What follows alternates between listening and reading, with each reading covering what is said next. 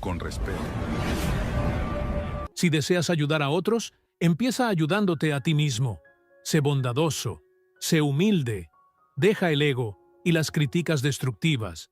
Limpia tu espíritu y luego verás cómo todo se va dando, porque el chip de la vida es tu propio DNA. Está en ti, en tu línea de tiempo. Muchísimas gracias, como siempre, el canal mío que es de ustedes.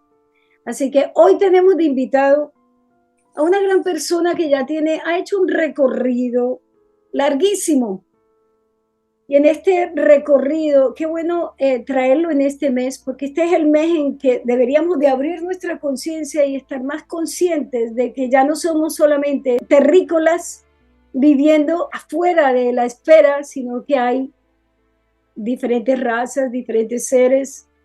Hay seres que nos visitan, nos llevan, nos toman, nos ayudan. Y me encantó traer a Nelson Pineda. Te recibimos con mucho cariño porque sé que ese lugar que es como el secreto de la película más bonita que quisiéramos ver y que allí suceden tantas cosas. Nelson Pineda, te saludamos con mucho cariño aquí en tu canal. Muchas gracias, Nick Monique. Espero decir bien los nombres, siempre me equivoco en los nombres. Un abrazo a toda tu gente que te ve. Yo estoy también feliz y contento de estar aquí. Gracias por la invitación para poder dar ese granito de conocimiento de lo que casi nadie habla, de lo que casi nadie explica, vida bajo nuestros pies. Ustedes escucharon lo que él acaba de decir. Bueno, de ese tema es el que vamos a tratar hoy y él tiene demasiada información para decirnos y nosotros estamos listos, Nelson, porque ya no somos los poquitos que estamos despertando hoy por hoy.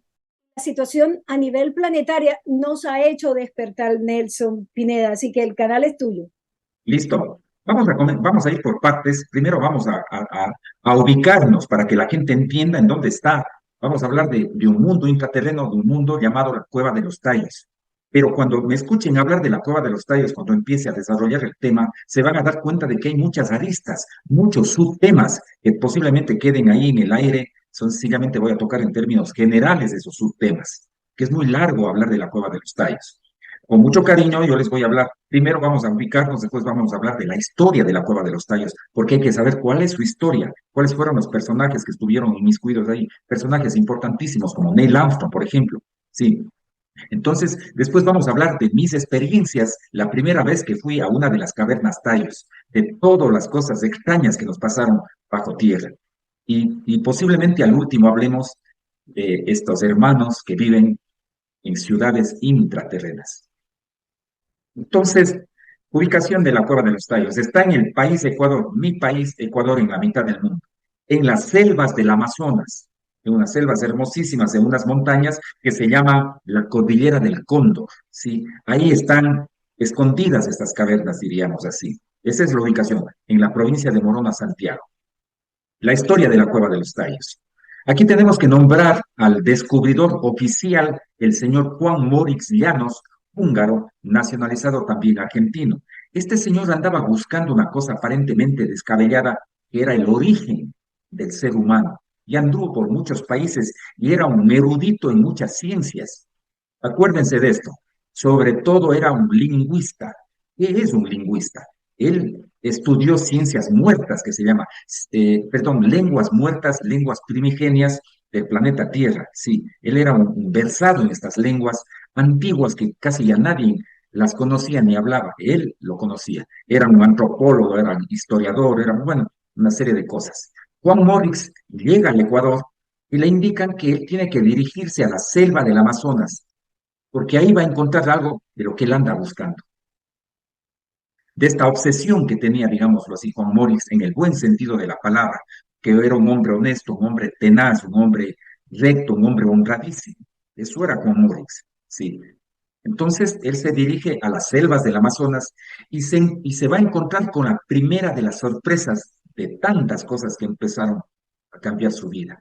La primera de esas sorpresas es cuando se entrevista con los jefes de las tribus, Shuar se llaman, Shuar, si yo les digo Shuaras, si no son jíbaros, ojo, porque se confunde.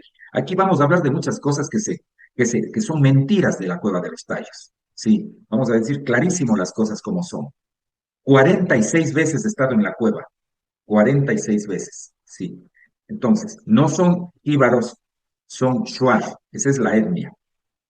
Cuando él llega, les escucha hablar un idioma, que es el idioma shuar, tan idéntico, tan parecido al magiar antiguo, idioma que ya ni los mismos húngaros hablaban en Hungría, el magiar antiguo, porque era un idioma que se iba perdiendo. Y él dice, ¿cómo es posible que estos indígenas hablen un idioma tan idéntico al magiar antiguo? Y se fascina y le es fácil comunicarse directamente con ellos. Así es que le llevan a una de las cavernas y le hacen conocer y él queda maravillado por la belleza de, de esta caverna. Y es así que le dan un permiso especialísimo que a nadie otorgaba, a nadie absolutamente, ni a los mismos ecuatorianos. ¿Cuál era este permiso? Este permiso fue que Juan venga, viaje y baje a las cuevas las veces que él quiera. No sabemos por qué. Yo digo, esto es especulación, yo digo que le vieron a él como una especie de Dios, alto, rubio, blanco, de ojos azules, azulísimos, y hablando el mismo idioma que ellos.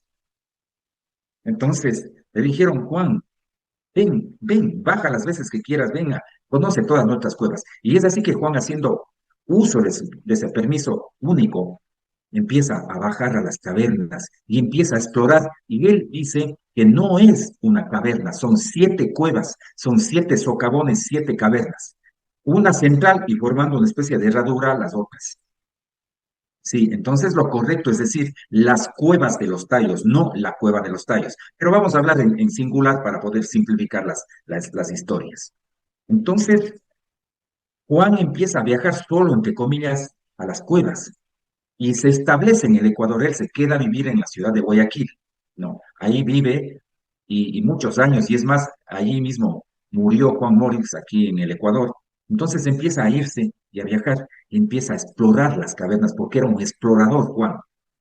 Y en una de esas exploraciones, esto es un adelanto, nada más les adelanto, se encuentra con una cosa increíble en una de esas cavernas. Se encuentra con un tesoro escondido bajo tierra que él lo denomina la biblioteca metálica.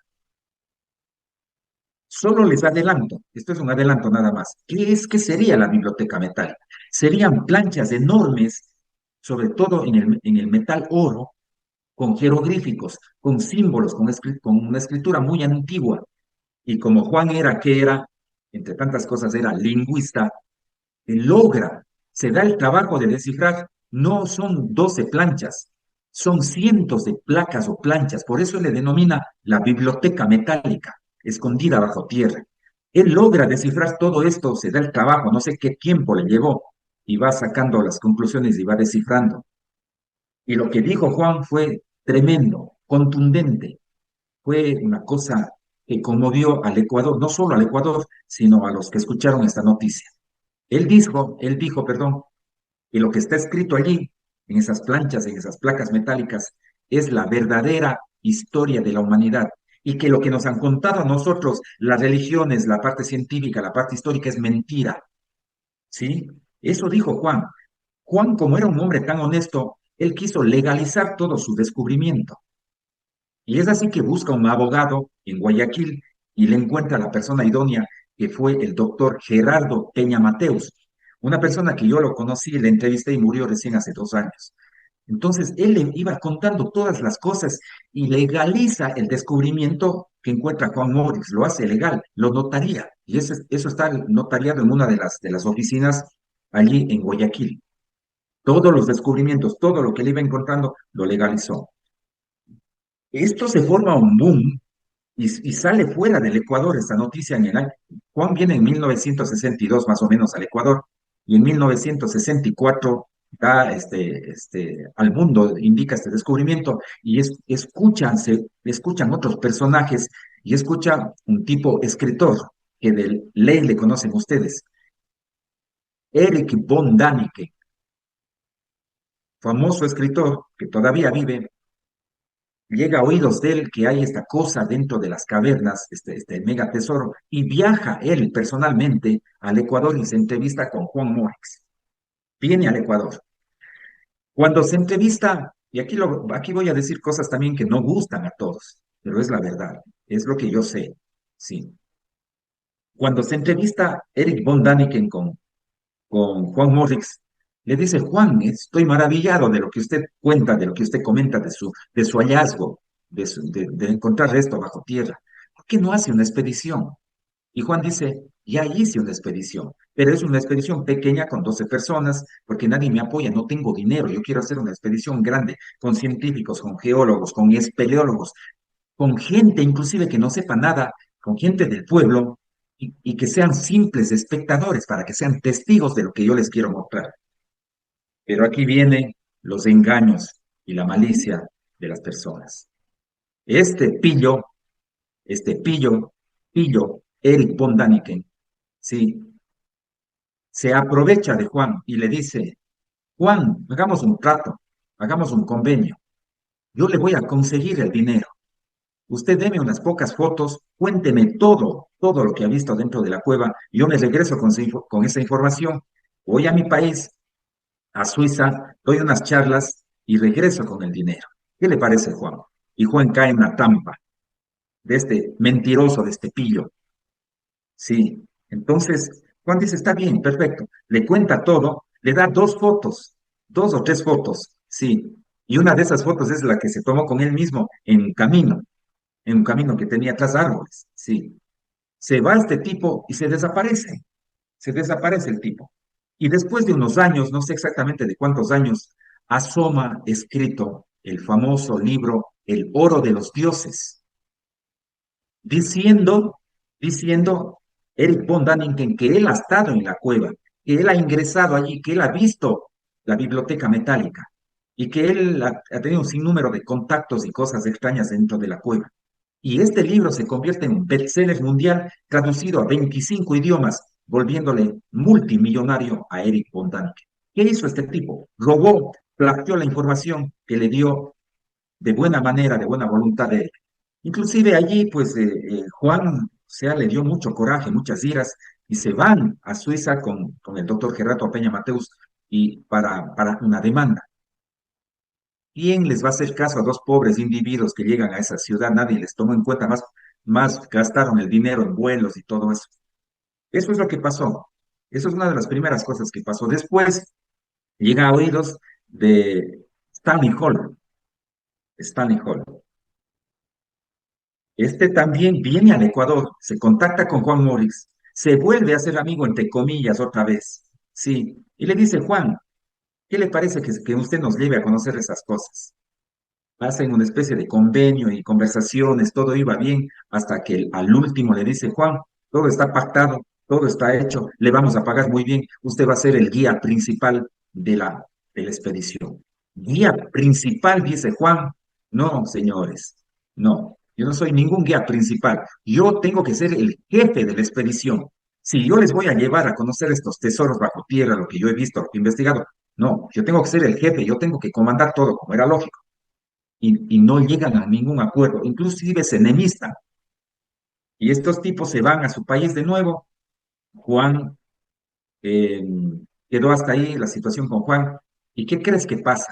Después de un tiempo, en 1974-75, vienen estos señores con un mega equipo de gente, tal como quería ser Juan para la expedición. Ya Juan no participó en eso, sí. Vienen con espeleólogos, con científicos, con tecnología de punta, desde entonces gastándose millones de dinero. Y hacen un convenio con el ejército ecuatoriano del Ecuador. Por eso es que esa expedición se llama la expedición británico-ecuatoriana. Se van a la selva, se van a la cueva y imagínense que esta gente estuvo 5 semanas, más de un mes dentro de la cueva, y ellos eran los que dirigían, los que entraban, los que salían. Los Shuar son los dueños de las cavernas, hasta ahora ellos son los dueños, y ellos no comandaban eso, sino comandaban ellos, dirigidos y encabezados por Stanley Hall. Y pasaron cosas feas y desagradables también. Antes de contarles eso, viene como invitado de honor el señor Neil Armstrong. Viene al Ecuador porque Neil Armstrong era masón grado 33, él andaba por todo el planeta buscando cosas extrañas, cuando él oía de algo se iba, cuando le invitaban algo se iba, él viene como invitado especial, Entonces, Armstrong estuvo solamente 3 días dentro de la cueva. Sí, cuando sale Neil Armstrong a la selva, sí, de la cueva, todos los medios de comunicación del Ecuador se volcaron a la selva. Ahí estuvieron todos los medios de comunicación. Y le dicen, señor Armstrong, por favor, cuéntenos, ¿qué le parece la experiencia de haber estado en la cueva? Y Neil Armstrong dijo algo contundente que tal vez se arrepintió para toda su vida. ¿Sabes qué dijo Neil Armstrong? Dijo, la experiencia de haber estado estos 3 días en la cueva supera a la experiencia de haber estado en el satélite de la Luna. ¿Qué vieron? ¿Qué encontraron? ¿Con qué se toparon ahí esta gente?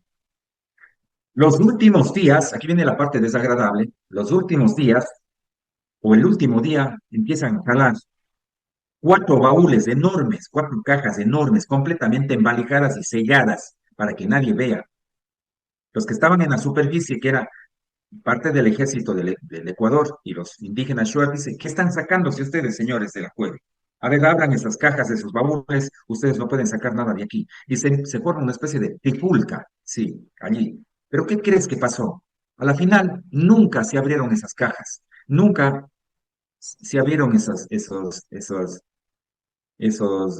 cajones enormes. Pusieron, colgaron, Como contenedores, como baúles. no, sí, baúles enormes, baúles bien grandes. A la final pusieron en sus cuerdas, en los helicópteros y se llevaron, sacaron fuera del Ecuador esas cosas. Qué vergüenza que pase esto, que pasó eso. Pero es la verdad, hay que decir la verdad. Sí, hay que decir la verdad. Y aquí estamos para decir la verdad. Entonces, esa es parte de la historia de la Cueva de los Tallos, de estos personajes ahí. Aquí voy a nombrar al padre Carlos Crespi, que también se le relaciona con la Cueva de los Tallos, un sacerdote que vivió en mi ciudad, un sacerdote de la Orden de los Salesianos. Y voy a desmentir esta situación, porque se cree y se dice que los indígenas Shuar le regalaron objetos y él con esos objetos extrañísimos hizo un museo aquí en la iglesia de María Auxiliadora. Si es verdad que tuvo el museo, si es verdad que tuvo los objetos, y algunos de oro, objetos invaluables, es cierto que él tuvo el museo, que él hizo el museo. Lo que no es cierto es de que los indígenas Shuar le hayan regalado esas cosas, o sea, que los indígenas hayan sacado de la cueva. Ellos nunca le regalaron nada, ellos nunca le dieron nada. ¿Por qué se dice esto? Porque el padre conoció antes que cualquier otro extranjero, fue a la cueva hace muchos años atrás, y él entró en las cavernas y conoció las cavernas, pero hasta ahí nada más. Y se dice que en recompensa de lo que él hacía labor, porque él era un misionero, aquí en Cuenca hizo muchísima labor y allá también fue a hacer labor, se dice que en recompensa un día le encontraron con esos objetos y le regalaron. Eso no es cierto, eso no pasó, pero sí es cierto, este es otro tema, temaza, un tema tremendo, contundente del Ecuador, que es del Museo del Padre Carlos Crespi. Bien, entonces, esa es la historia. A grosso modo, esa es la historia de la Cueva de los Sí. Tallos. Nelson Pineda, así que después de que prácticamente han tomado allí lo que ellos quisieron y se aprovecharon de la ingenuidad y la humildad con la que siempre se han aprovechado de nuestras tierras Los extranjeros, y de siempre nuestro claro, Sudamérica, ¿no? ¿Qué es así es. cómo empiezan entonces estas experiencias allí en la cueva de los Tallos? ¿Quieres que te comente ya de mis experiencias, de mis Claro que sí, vivencias? claro que sí. Perfecto, vamos con eso.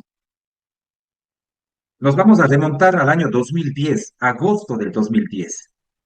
Ahí comienza toda esta fabulosa aventura para mí de un mundo intraterreno.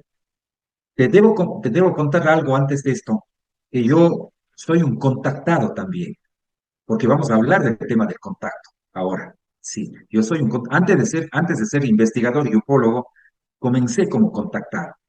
Y es así que pertenecía a grupos de contacto extraterrestre aquí en el Ecuador, sí. Y un día alguien de los compañeros de los grupos del Ecuador recibe un mensaje psicográfico. Psicográfico es un mensaje telepático por una entidad extraterrestre, sí. Y el que recibe es una persona, un ser humano, y está escrito. Nosotros ya habíamos visto naves, habíamos tenido, digamos, interacción con estas entidades extraterrestres aquí en el Ecuador. Se llama el Parque Nacional El Cajas. en una de las lagunas en donde hay una base extraterrestre aquí en el Ecuador.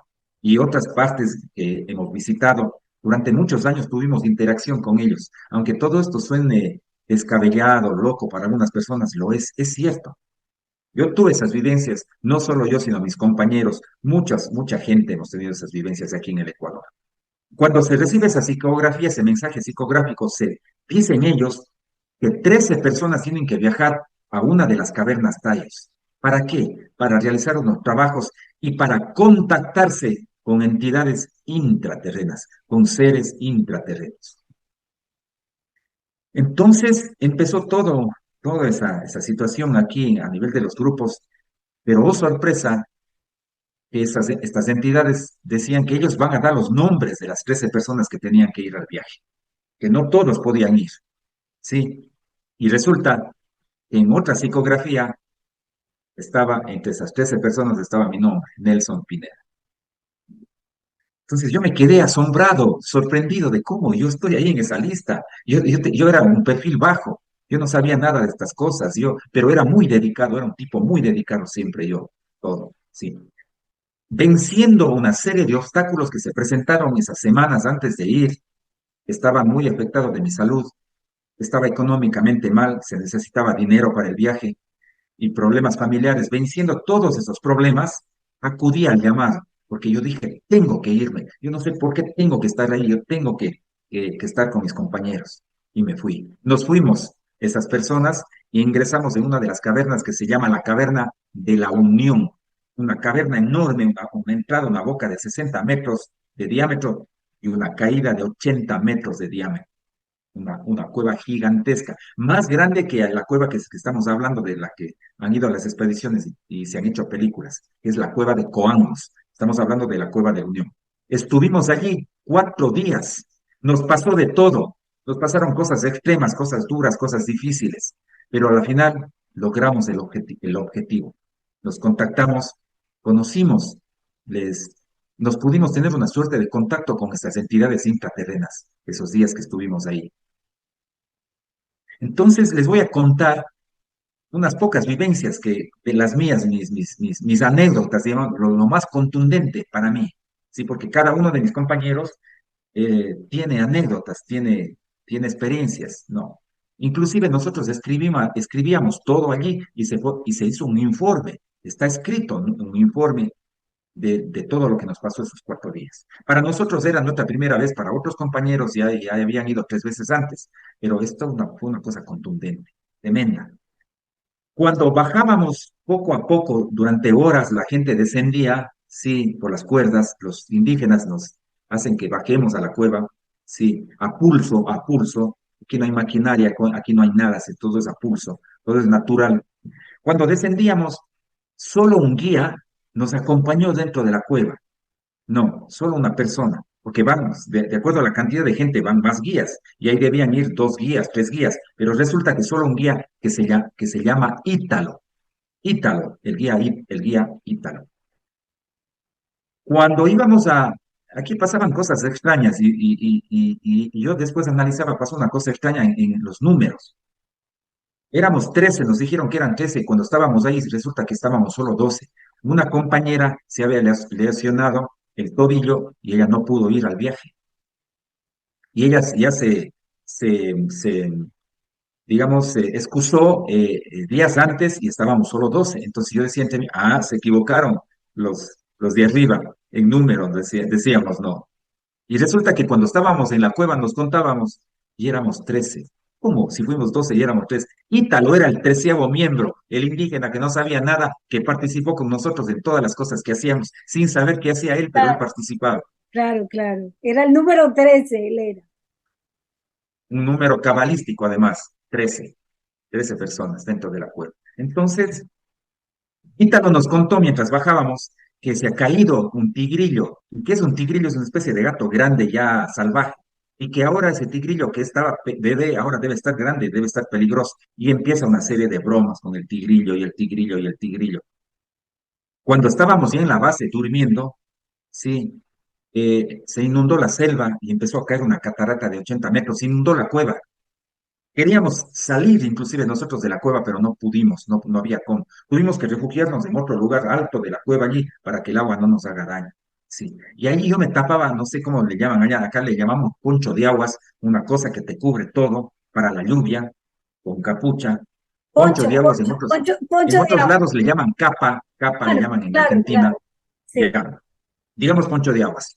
Con un poncho de aguas enorme, yo dormía ahí en el suelo, en el lodo dormíamos, sí, ahí dormíamos todo. Y yo me tapaba, yo fui el único que llevé un poncho de aguas enorme para que no salpique el agua y no mojarme las noches, porque dormíamos cerca de la entrada.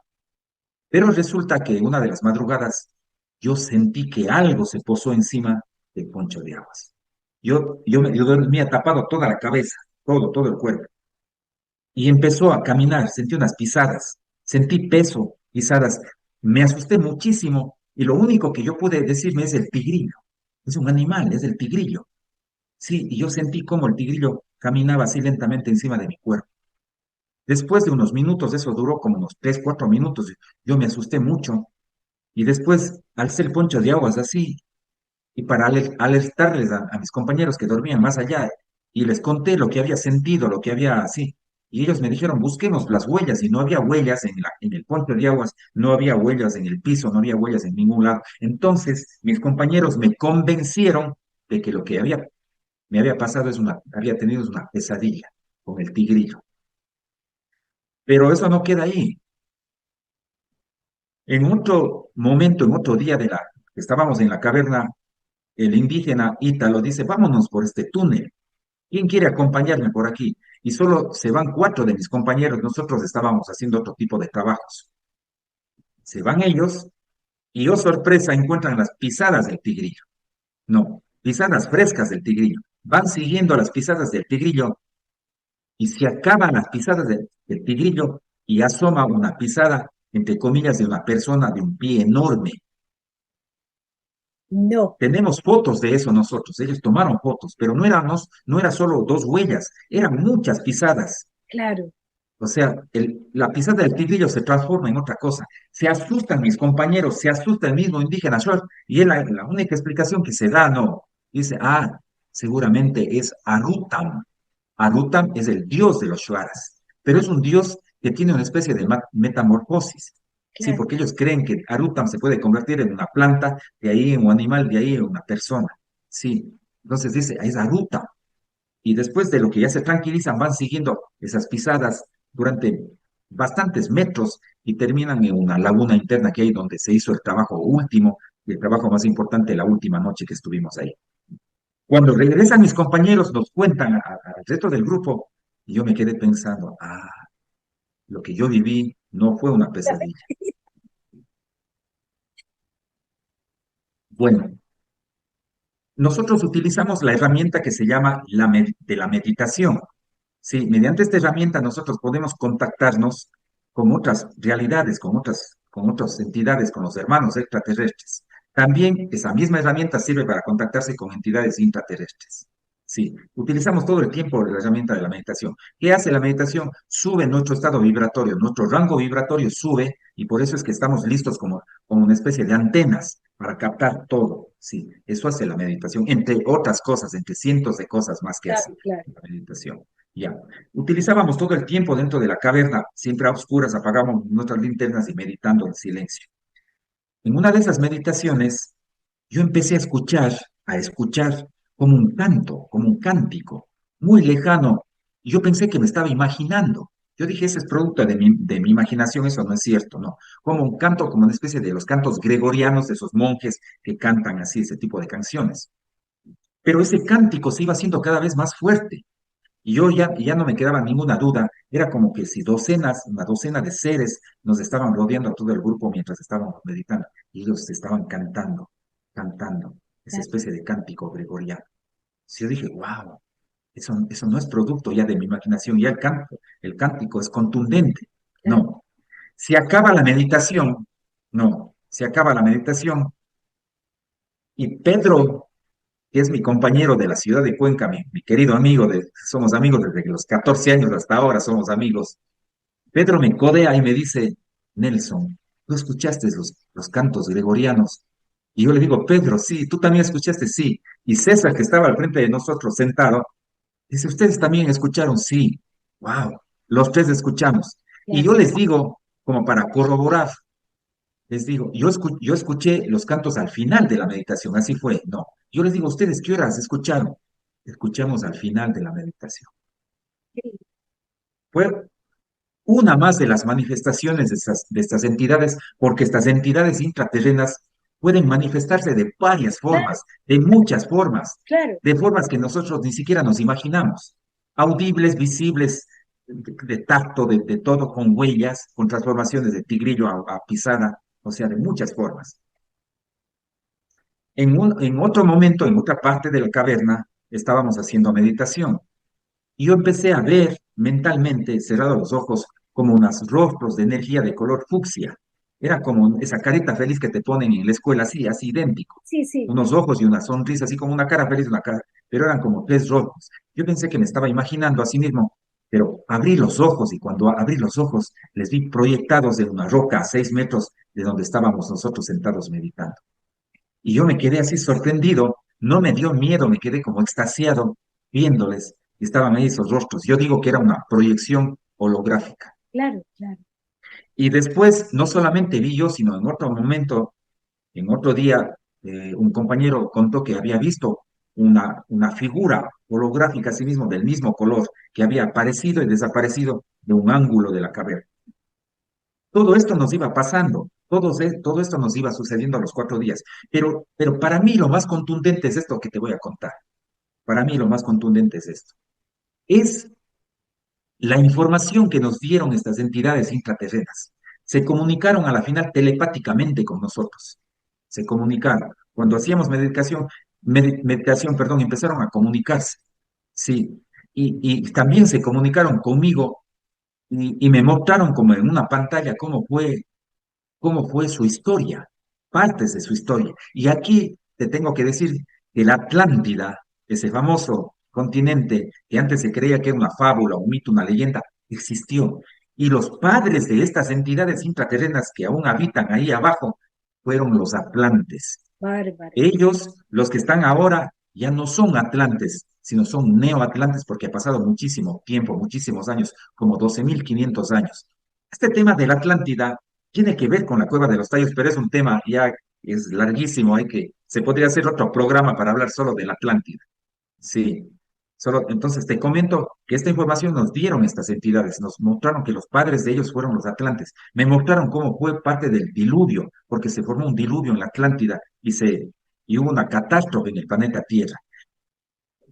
Me mostraron esa historia y cuando los atlantes, parte de ellos mueren en esta catástrofe, otros salen del planeta Tierra. Bueno, te voy a decir quiénes eran los atlantes rápidamente para poder entender. Cuando estuvo generada la civilización de la Lemuria, nuestros padres africanos, esos son nuestros papás, negritos africanos, nosotros somos descendientes de ellos. Sí, la primera raza en la Tierra, la Lemuria, vinieron unos señores de las estrellas a supervisar cómo estaba esta situación en el planeta Tierra, cómo estaba gestándose la raza lemuriana. Y estos eran vigilantes. Sí, Esto está en uno de los libros que se llama de Enoch, creo que se llama, el libro de Enoch, que no está en la Biblia, sino es otro libro, sí, sí. está en Enoch. Entonces, estos vigilantes vienen y se les estaba prohibido cruzarse con las mujeres terrestres, Claro. prohibido. Y Sí, estos, haciendo caso omiso de esa prohibición, se cruzaron con las mujeres terrestres y fruto de ese cruce nacen los atlantes. claro. Los atlantes serían mitad extraterrestres y mitad terrestres, serían seres híbridos. Estos son los hijos de los atlantes de los que yo te estoy contando, seres híbridos. Pero se les obliga a que los padres que se fueron ya, no, que regresen a controlar a sus hijos, los atlantes, a atlantes. Y estas entidades extraterrestres se hacen cargo de sus hijos y les dan tecnología extraterrestre.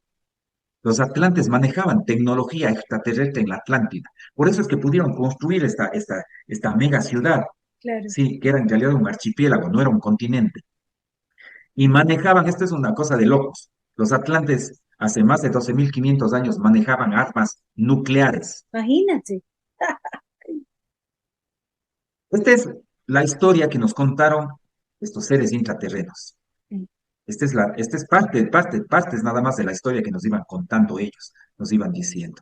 claro. Sí, entonces esas fueron mis vivencias, esas fueron las cosas que vivimos esos 4 días, días muy duros, muy difíciles, pero logramos el objetivo. Logramos comunicarnos con estos seres intraterrenos que el nombre que les gusta que a ellos les digan es maestros de la Hermandad Blanca intraterrena, Claro, claro, sí. maestros de la Hermandad Blanca intraterrena.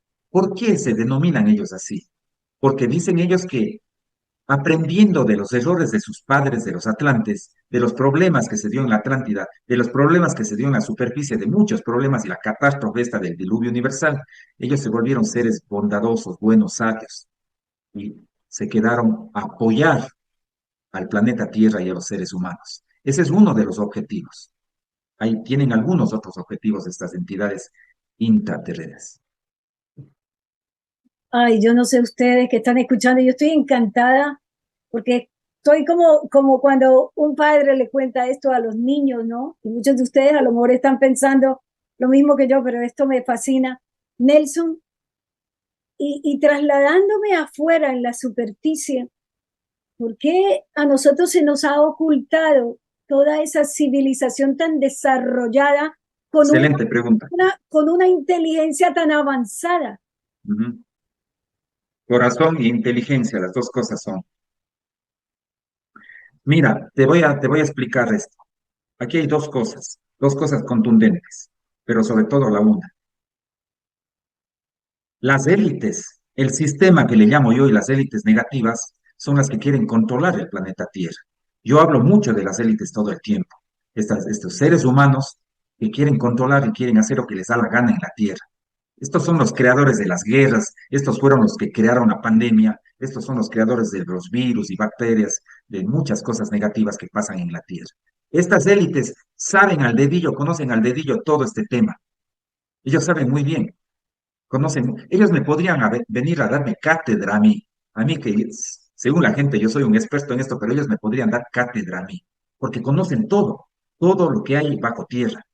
Ellos han intentado encontrar estos tesoros, ellos han intentado encontrar muchas cosas, pero no lo pueden hacer. Sí, porque hay seguridades. Sí, hay seguridades. Ya. Entonces, esa es una de las razones por las cuales se desconoce este tema. Sí, por los cuales se le ridiculiza, inclusive a mí se me ha ridiculizado cuando empecé a hablar hace 10 años de esto, pero eso no me importa a mí, no me interesa. A mí lo que me interesa es dar el mensaje, porque estas entidades es como que me dieron un encargo a mí. Y te voy a contar esa cosa bien extraña que pasó con un compañero de ese encargo. Sí, es una cosa bien extraña. Bien, hazme acuerdo después de esto que te cuentes, de ese Claro que encargo. sí, claro que Ya. sí. El otro motivo es este. El otro motivo es este, contestando a tu pregunta. Estas entidades intraterrenas, estos hermanos, sí, de bajo tierra, querían mantenerse en un perfil bajo, querían mantenerse de incógnita. ¿Por qué? Porque ellos decían que el ser humano no está preparado todavía para entender que hay habitantes bajo la tierra. Si no entienden, si no comprenden que hay extraterrestres, peor de entender que hay habitantes aquí en la tierra, dentro de la tierra. Pero nos han dicho estos últimos años, nos han insistido que ellos ya quieren que la información se sepa de ellos, que se sepa de sus vivencias, que se sepa que hay una sociedad secreta, buena, positiva, viviendo bajo tierra. Ellos mismos nos han dicho que el ser humano ahora ya está listo para entender estas realidades, que el ser humano ha evolucionado muchísimo, pero no lo suficiente, sin embargo, ya puede entender estas cosas y que se hable, que Nelson Pineda hable, que dé el mensaje por todos los países, por todo el mundo, que hable de ellos. Sí, eso es lo que ha pasado. Contesté tu pregunta. Claro, nos dijiste que nos vas a contar la otra también. Sí. Les voy a contar rápido porque yo te decía que esto es larguísimo. Es que tiene mucha información, no lo vamos a Esto es, desperdiciar. Y esta va a ser esto es una de muchas veces que viene él aquí a... encantado, encantado, porque no voy a poder conversar desde todo lo que hemos vivido y investigado y hemos experimentado. César, ¿te acuerdas que nombré a César, que dijo que escuchó los cánticos gregorianos? César es un amigo de Santo Domingo, pero del Ecuador. O sea, hay Santo Domingo en el Ecuador, sí. Son selvas allí, otras selvas allí. Perfecto. César, nos hicimos muy amigos, nos conocimos ahí dentro de la cueva. En el viaje nos conocimos y yo soy muy bromista con mis amigos. No soy tan serio como parezco en las entrevistas. Entonces, César, cuando salimos de la cueva, íbamos caminando ya al pueblo de la Unión y César se acerca a mí. Yo le molestaba todo el tiempo. Molestar es hacer bromas, eso significa en el Ecuador molestar, hacer bromas. Yo, muy bromista y sobre todo a César, le molestaba muchísimo yo todo el tiempo, todos los días. No. Y César se acerca y me dice, Nelson, y en serio él, Nelson, ¿sabes qué? Tú tienes que preparar una charla de la Cueva de los Tallos para que des charlas en el Ecuador. Y yo pensé que me estaba bromeando, pues, o sea, o sea, ¿de dónde saca esa idea él, no? Yo dije, sí, sí, claro, claro, claro que sí, ya. Seguíamos caminando. Cuando llegamos en el pueblo, me volvió de nuevo así, serio, serio, él. Y me dijo, Nelson, ¿sí te acuerdas lo que yo te dije de antes? ¿Qué? Que tú tienes que preparar unas charlas para que des de la Cueva de los Tallos. Entonces ahí yo me sorprendí y digo, ¿es en serio que me estás diciendo? Tú no me estás bromeando, ¿no? No, no es en serio, dice. Digo, yo nunca he hablado ante el público, yo no doy charlas ni conferencias, yo no puedo hacer eso. Aquí el encargado es uno de los compañeros que daba esas charlas y conferencias en todo el Ecuador. Él dice, no, dice, él ya es muy ocupado y hay que dejarle que se oxigene. Tú tienes que empezar a hacer eso. Yo digo, pero ¿de dónde sacas esa idea? Tú tienes que hacerla. Y la primera conferencia que vas a dar es en mi ciudad, en Santo Domingo. Me quedé pensando y cuando llegué a mi ciudad me llama por teléfono, no contento, me llama por teléfono, no había celulares en ese entonces, creo me llama al teléfono convencional y me dice, Nelson, si estás preparando lo que yo te dije, si estás haciendo, si estás preparando para dar la conferencia. Yo digo, César, o sea, no te entiendo, ¿por qué me sigues insistiendo con eso? Tienes que prepararte. Nunca di en Santo Domingo la charla. César se desapareció, nunca más me volvió a llamar, perdimos los contactos, los celulares, nunca más nada de nada. Pero yo preparé, yo no sé por qué preparé en mi computadora y tenía durante un año guardado en la computadora, hasta que un día aquí en la ciudad de Cuenca mis compañeros del grupo dijeron, necesitamos que alguien dé una charla de la Cueva de los Tallos. Y yo dije, así tímidamente y temblando así, yo, yo tengo ahí listo ya. Y empecé a hablar de la Cueva de los Tallos. Qué extraño, ¿no? Eso también les quería contar. Entonces, todas estas Espérate, vivencias que hemos espérate, pasado. espérate, espérate, Nelson. ¿Más nunca supiste de César? Más nunca. Recién supe hace un año de César, Qué después de bueno, años que pasaron. qué bueno, qué bueno, qué bueno. Síguenos Sí, muy. contando, Nelson, síguenos Entonces, contando. esas son las vivencias que hemos tenido dentro de la cueva. Esas son las cosas que nos han pasado. Esa es la historia de la caverna, de de estos seres. Em, Nos dijeron que otro de los objetivos de ellos es estar ahí bajo tierra, porque ellos podían haber salido ya. No, esto no les comenté. Cuando los atlantes mueren algunos, otros salen del planeta, manejaban tecnología de sus papás, tecnología extraterrestre, tenían naves, aunque parezca una locura esto, no. Otros buscan el refugio idóneo, era las cavernas, era dentro del planeta para este diluvio, que no era solamente diluvio, sino era polución atmosférica, los volcanes explotaron, se movió el eje, los ejes magnéticos de la Tierra, o sea, fue una tremenda catástrofe en el planeta. Ellos buscan el lugar más idóneo para refugiarse y eran las grandes cavernas, los grandes socavones. Ingresan, ejemplo, la Cueva de los Tallos, ¿por qué digo las? Porque van a ver que no es solo allí, sí, están en otras partes de América sobre todo. Entonces ellos ingresan y con la tecnología que manejaban, tecnología avanzada, logran modificar las cavernas para que sea su entorno más bonito, más confortable. Logran modificar su entorno, ¿no? Y viven ahí, no sé qué tiempo vivieron en las cavernas, porque ya no viven en las cavernas, ya no están allí.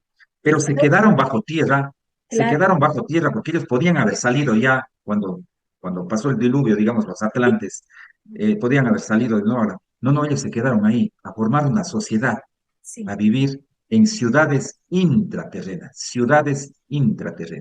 Cuando los supersoldados, de las cuales muchos han sido entrevistados y aquí en este canal los hemos visto, pero que los entrevistó mi amigo que acaba de partir, James Reen, el de Super Soldiers, el canal de super soldados. ¿Cuántas veces él no dijo de las ciudades intraterrenas donde los super soldados tenían que ir a diferentes experiencias? Y miren cómo es la vida ahora. Todo se conecta y se coordina. Nelson Pineda. Bien, estas maestros de la Hermandad Blanca nos comentaron que ellos ya no viven en las cavernas, sino que ellos después de un tiempo que adecuaron las cavernas, de esto no te he hablado, de la mano de obra que hay ahí en las cavernas. Sí, esto ya te voy a hablar, ya me acuerdo. Esto no te he hablado, ya. claro, Entonces ellos dicen que vivieron ahí, no sé, vivieron, eso no nos han dicho este detalle, vivieron meses, vivieron un año, 2, 3 años, no sé, no sí, sabemos. sí, Bajan a una capa que es completamente desconocida, que era para la ciencia. Y te voy a hablar de la parte científica, esto, sí. Entonces ellos, más adentro, en una de las capas, construyen una ciudad intraterrena, construyen ciudades intraterrenas, con tecnología avanzada que ellos tienen, sí. Vamos a la parte científica. 3 científicos hace 4 años, 5 años más o menos, y esto está colgado en el internet, se llama el límite 660. lo he escuchado. Exacto, exacto. Chequen ahí, límite 660. Cuando yo escuché esta noticia me quedé con la boca abierta porque dije, wow, esto corrobora todo lo que yo sé, todo lo Así, que sabemos. así es. Sí. Estos científicos, entre ellos Wen Bubu, no me acuerdo los otros nombres, de una de las universidades más famosas, con unas máquinas que miden los terremotos, que chequean los terremotos, la actividad sísmica. Con estas máquinas logran descubrir una franja, una capa que nunca ha sido descubierta, porque hay el manto superior, el manto inferior, el núcleo, el núcleo interno, el núcleo externo, sí. Pero esta capa está allí. Y dice que allí, en esa franja de la Tierra que antes no se hablaba, no se sabía que existía, hay montañas más grandes que el Everest, ¿Cómo te parece? que hay valles que hay montañas. Y otros científicos en esa misma época descubren que en una capa adyacente, paralela a esa, hay un mar interno. Y ellos dicen que el agua que hay ahí es más que el agua que hay en la superficie del planeta Tierra. Sí te creo, porque mucha gente habla de experiencias así. Sí te creo. Entonces, yo digo, porque yo no les he preguntado a mis amigos intraterrenos, pero yo digo que ellos asentaron sus ciudades ahí. Si hay montañas, si hay valles, si hay agua, pues la vida se da normalmente y tranquilamente allí. Y con la tecnología que ellos poseen, pues pudieron haber hecho estas ciudades. Claro, Y digo ciudades, pero antes de pasar al tema de ciudades, yo te decía, haya mano de obra. Cuando empecé a ir a las cavernas, a las otras cavernas, porque ya no me quedé, cuando yo quedé marcado de ese viaje de 4 días a la caverna de la Unión. Cuando regresé a mi ciudad, yo dije, yo tengo que ir a conocer las otras cavernas. Averigué de Juan Morris, me empapé de la vida de él y de las otras cosas y situaciones de la historia de la cueva. Empecé a investigar yo solo, no. Y regresé a otra de las cavernas, que es a la caverna principal, la caverna de Coangos, a donde van la gente, a donde estaba hablando de las otras expediciones. Conocí la caverna de Coangos, me quedé maravillado por la belleza de la caverna. Nelson, descríbenos cómo se veía adentro. ¿Qué te Ok, maravilló? ¿Qué fue lo ok. bello que viste? Ok, ahí hay mano de obra. Sí, Ahí hay el arco Juan Morris en honor a su descubridor, que es como un dintel, es como una puerta. Y ni bien tú bajas a la base es pequeña, 60 metros de bajada, son 64 metros de bajada. Sí, wow, la base es pequeña, pero después los túneles se hacen enormes, gigantescos, sí, tanto de ancho como de alto. Sí, claro, cuando uno se baja, se va pasando por el arco Juan Morris. A una cuadra está el arco Juan Morris de la base. Y eso es un dintel, es una puerta que tiene bases a los lados, sí, más o menos tiene una estructura de 6 metros de ancho, con bases a los lados y una pared que se alza de unos 80 metros, tipo pirámides de Egipto, porque están puestas unos adoquines, unas rocas milimétricamente puestas ahí una encima de otra. Eso no es hecho del agua, el agua no hace esas cosas. Los supuestos estudiosos que han bajado y han dicho esto es hecho, es producto del agua. Esto es un corte que ha hecho la naturaleza por el paso del tiempo. Eso no es ni un corte hecho por la naturaleza. El agua no hace ángulos, porque ahí están los ángulos, ahí claro, están los dinteles, ahí están las piedras. Sí, eso es una de las primeras cosas que uno se maravilla al entrar a la cueva de Coangos. Hay mano de obra. claro. Estas entidades dejaron a propósito mano de obra para que se vea, para que se chequee. Yo me interné muy adentro en la caverna en uno de los 46 viajes que he ido a la caverna. He estado yendo constantemente allá. Sí, me interné una vez con el indígena Shuar como otro Sí, guía y dije, yo quiero ir por ese túnel. Ese túnel es peligroso, me dijo. claro. Pues vamos, me gusta el peligro, me gusta la adrenalina, vamos. Sí. Entonces nos fuimos por ahí, pero sí era peligroso porque se rompían las rocas, uno iba pisando encima, o sea, no había piso de tierra, sino eran solo, y todas las rocas iban rompiendo, que estaban como muy débiles, claro. sí, porque había demasiada humedad en esa parte de la caverna, muy peligrosa esa zona. Y íbamos caminando con tres amigos más y el indígena, y nos topamos con una piedra enorme, completamente labrada, una piedra como de 5 metros de longitud, y labrada por todos los ángulos y de alto me daba hacia hasta el pecho. Tengo fotos de eso, que ahí está esa piedra. ¿Quién llevó la piedra hasta adentro o la construyeron adentro? Cuando yo mostraba en mis charlas y mis conferencias de un arquitecto, estaba viendo ahí en el público. Sí. No, arquitecto o ingeniero, no me acuerdo. Y él me dice, discúlpeme, señor, dice, lo que usted está mostrando aquí en las fotos, eso es una base para hacer una construcción, es una base. ¿Cómo te Y parece? eso debe pesar muchísimo, dice esa piedra. No, yo digo, wow, claro, debe ser una base. Eso dejaron ahí a propósito. Hay Claro. mano de obra. En la caverna de la Unión vimos pisos con piedras así labradas, vimos techos labrados, vimos paredes labradas en la caverna de la Unión también. Esa es mano de obra que dejaron a propósito para que la gente vea. Wow. Nelson, me has hecho recordar la película de Indiana Jones, que la gente siempre cree que todo pasa en la superficie, pero ahí adentro de tantos túneles que todavía no tenemos conocimiento de cuántos túneles, Nelson, deben de existir adentro. Mira que ahí estás, tal cual como uno del Indiana Jones, que me encanta. Yo no sé cuántas veces he visto esa película porque la vida ahí adentro, todos los que tenemos ese instinto de nuestro espíritu y nuestra conciencia del despertar, Y, me imagino que sentimos lo que tú estás contando. y sí, todo esto es verdad, todo esto es realidad. Y yo lo he vivido después voy a hablar de mis libros, de mis 2 libros. Ahí está todo, todas mis vivencias. Sí. Entonces, vamos a retomar el tema de los intraterrenos. Estas entidades también nos dijeron que son 13 ciudades debajo de ciertos puntos estratégicos en América. Posiblemente haya en otras partes ciudades intraterrenas, 13 pero ciudades, 13 ciudades, el mismo 13, ese 13 número, se repite de nuevo, número mágico, exactamente, número cabalístico. cabalístico. 13 ciudades, 13 lugares, 13 entradas. Una de las entradas es la Cueva de los Tallos, sí, aquí en el Ecuador. Entonces están regadas en América, comenzando en California, en el Monte Shasta. Ahí, bajo esa montaña hermosa que yo conocí, tuve el privilegio de conocer hace 4 años, hay una ciudad intraterrena, la Está ciudad de diciendo Telos. Nelson. Cuando yo he ido a la montaña Shasta, cuando han habido estas conferencias, la gente siempre dice que ellos sienten sensaciones y además tienen presencias de seres extraterrestres que son intraterrenos, ¿no? Con una Son de tecnología. los dos, ahí trabajan también los dos bandos y otras entidades Exactamente, más. dale. Exactamente, dale. Sí, entonces comienza esta ciudad, una de las ciudades comienza en California, en el Monte Shasta. Se sigue bajando, me voy a olvidar algunos, pero les voy diciendo los que me acuerdo.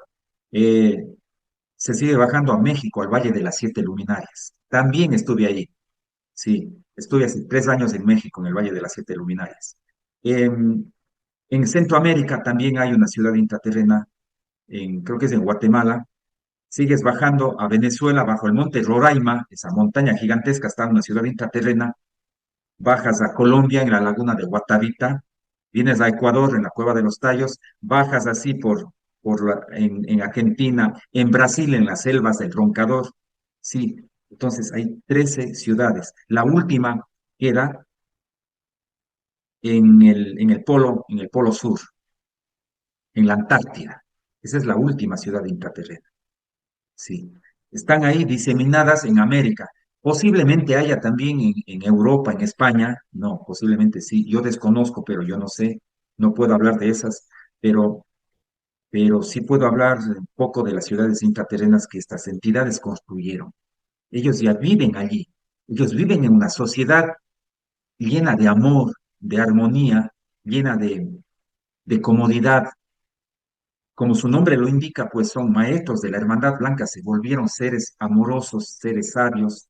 Claro, Y claro. uno de los objetivos de no haberse ido son los guardianes de los tesoros del planeta Tierra. En este caso, son los guardianes de la biblioteca metálica.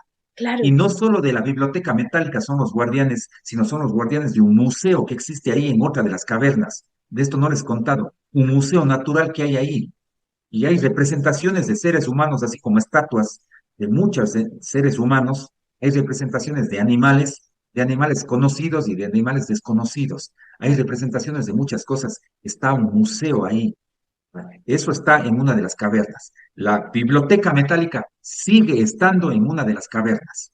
Eso está ahí intacto. Eso no movieron, eso no tocaron para que se conserve, para que en determinado momento salga a la luz toda esta información, salga a la luz lo que es la biblioteca metálica, claro. salga a la luz lo que es este museo natural y se descalabre completamente la historia y las mentiras que nos han dicho, la parte científica, la parte religiosa, Claro, y todo lo que nos han guardado y nos han mentido y aún todo. mucha gente cree que todavía es mentira cuando se le menciona que allí en Sudamérica existen lugares intraterrenos donde existe tanto oro, porque acabaste de mencionar tantos lugares, Nelson, no sé cómo va a ser para recordar todo, porque yo tengo una memoria corta. Sin embargo, se pelea y me imagino cuánta gente habrá muerto en esos lugares tan solo como has dicho, ¿no? La primera experiencia Buscando, que comenzaste al decir, buscando eso. ¿no? Buscando una tecnología que ahora aquí apenas empieza a salir, que es la Así tecnología de es. la inteligencia artificial, y los que Y están ahí, que son los de la hermandad, y muchas razas más tienen una inteligencia tan inteligente que no mm, pudiéramos nosotros sí, superarla del día a la mañana. así es. Las élites, repitiendo, las élites conocen de todo esto. Las élites saben muy bien todo lo que hay ahí. Las élites han intentado muchas veces encontrar eso. Sí, ¿Para qué? Para tomar eso y destruir seguramente, para que el conocimiento no se dé a las masas, para que esta gota de conocimiento que habla Nelson Pineda no se hable, no se diga. Sí, mm, no sé, entonces, pero estas entidades intraterrenas tienen seguridades y esas seguridades no son solamente físicas, son seguridades de plasma, de energía. No sé cómo son estas seguridades. No sabemos muchas cosas que tampoco se nos ha ocurrido preguntarles y tampoco ellos nos han contado todo. qué bueno, Nelson Pineda. Vamos a dejar esta primera parte, señores, porque Nelson tiene demasiada información y en un solo video él no puede contar todo. Sí, Seguimos. este es, Sin embargo, has estado en todas estas experiencias, has vivido, has sufrido, porque cuando sí, ni siquiera 5 o 10 años atrás ya todavía la gente no creía en esto, pero ya ahora hemos cambiado y el despertar de conciencia nos ha hecho que demos un vuelco y se está viendo. Hemos sabido que has escrito libros, que tienes allí conferencias. ¿Qué haces ahora, Nelson Pineda? Qué bueno que hayas estado aquí con nosotros. gracias. Me dedico totalmente a divulgar el tema intraterreno. Ese es el encargo que me hicieron estas entidades. El camino ha sido muy duro, muy difícil, muy duro. Me han tratado de sacar del ring muchas veces y recién me dieron un golpe bajo porque mi página de Facebook fue hackeada recién hace 3 meses y perdí 54.000 seguidores. Claro, Perdí claro. de un solo plumazo. Siempre me han tratado de sacar del camino y que me calle y no divulgue. Sin embargo, todas mis experiencias están escritas aquí en este libro, Yo que quiero se ese llama, libro. Yo quiero ese ah, libro. perfecto, ¿Cómo se llama? Aventuras en el Santuario de la Cueva de los Tallos, con fotos reales, con cosas que estuvimos en la cueva y demás situaciones. Sí, Yo lo voy a pedir, tiene yo lo voy a pedir 16. para cuando él venga la segunda vez, tenga yo ese libro en mis manos y poder ver todas esas Sí, experiencias que solamente tiene muchos capítulos, tiene como 17 capítulos, 18 capítulos. Aquí cuento las primeras veces que fuimos, todo lo que te comenté, la historia de la cueva, los personajes, el padre Crespi está aquí, están las figuras que tenía el museo, todo está aquí, todo del principio, de cuando comenzó esta mega aventura. Después, con el paso del tiempo, en realidad estos libros son recientes, este tiene 7 años más o menos. Después escribí este libro que se llama Extraterrestres, el tesoro del Amazonas, civilizaciones intraterrestres. Aquí mezclo, en el buen sentido de la palabra, mezclo la civilización extraterrestre con la intraterrestre, que no es una locura pensar que estos dos bandos trabajan juntos. Así es, porque recordemos que ellos nos llevaron a conocerles a los intraterrestres. Aquí hablo de cómo es la biblioteca metálica. A detalle, cómo es estar en la biblioteca metálica, cómo son esas planchas, cómo es el Museo Natural, cómo es estar en el Museo Natural. Sí, hablo de la base del Cajas, del Parque Nacional El Cajas, cómo es la base dentro de la laguna, y hablo de muchísimos temas más aquí en este libro.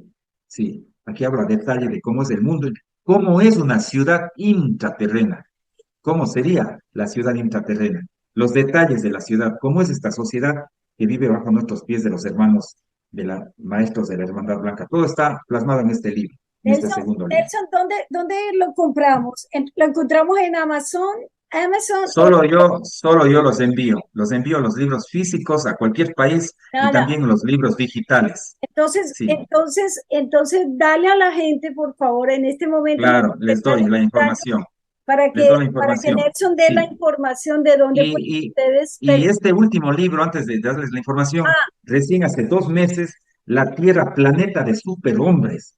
ah, Vaya título, ¿no es cierto?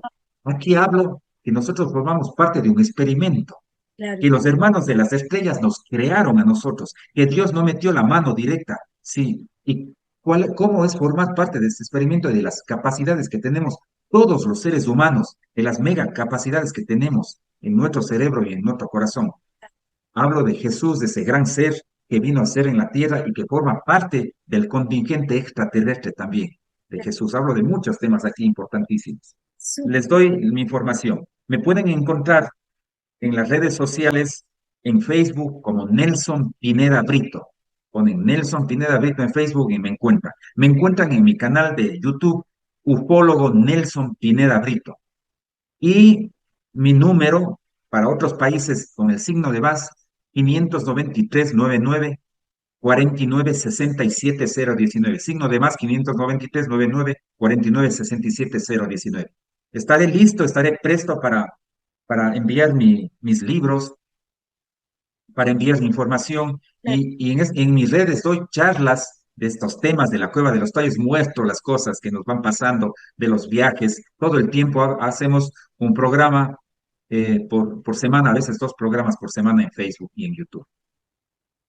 Por eso es que se ha traído estos seres eh, hoy en día para que nos enseñen y nos den eso que no podemos nosotros ir allí y buscar y mirar con nuestros propios ojos. Pero ¿quién no quisiera conversar con Nelson Pineda acerca de este tema tan grande? Te cuento, ahora que tú me estabas diciendo con quién no quisiera ir, yo soy guía también, yo llevo a la Cueva de los Bueno, Tallos a ya la vamos gente, a ir. hacemos expediciones, Qué bueno, ¿cómo se llega? pero no es, ¿Cómo pero no es es? una, claro, no es una simple expedición porque cualquiera puede contratar a un guía, ¿no es Claro, cierto? Aquí claro. hay guías que llevan, pero no, nadie les va a contar lo que yo les... Y allí dentro de la cueva, toda la información, y hacemos meditación dentro de la cueva, y les cuento todo lo que nos ha pasado, y quién sabe qué experiencias puede tener cada uno, y de hecho eso ha sucedido. Nosotros tenemos una conferencia para hacer el año pasado y queremos invitar a Nelson Pineda en esa Encantado, conferencia. Ahí va a estar Sisto Paz y muchos de estos encantado. personajes, Teodosio. Puedo llevar mi material para mostrarles mi material, Sí, claro reunido que sí. durante Así años. que prepárense porque esto va a ser un bombazo grande. Nelson, segunda parte. No te vas a quedar ahí, Ok, sino tiene la segunda parte. Muchísimas gracias por haber estado aquí. Recuerden el canal de Nelson Pineda y es aquí con Nicky Monique. Feliz Navidad para aquellos. ¿Qué le dices antes de ir, don Nelson Pineda? Porque volvemos a grabar después de Navidad, pero antes de que se acabe el año lo traigo otra vez. Pero ¿qué le dirías a la gente para estas Navidades antes de irnos? que aprovechemos esta energía que se crea en torno al planeta Tierra. Jesús no nació en diciembre, Jesús nació en otra época, pero eso no importa. Se crea una energía especialísima de amor, de caridad, de compartir, y debemos aprovechar los seres humanos esa energía que se crea, que se genera en Navidad. Aprovechemos, seamos mejores, demos a los demás, ayudemos a los demás, apoyémonos entre todos nosotros. Ese es nuestro objetivo final en la Tierra. Aprovechemos, no importa lo que ellos nos digan y lo que no nos han querido decir, porque tarde que temprano nos vamos a unirnos y por eso la Hermandad Blanca y nuestros hermanos nos miran, nos escuchan y nos ven. Ellos tienen la tecnología, señores. Nos vemos a finales de este 2025 nuevamente con Nelson Pineda. Que pasen buenas tardes, buenas noches, buenos días. Gracias.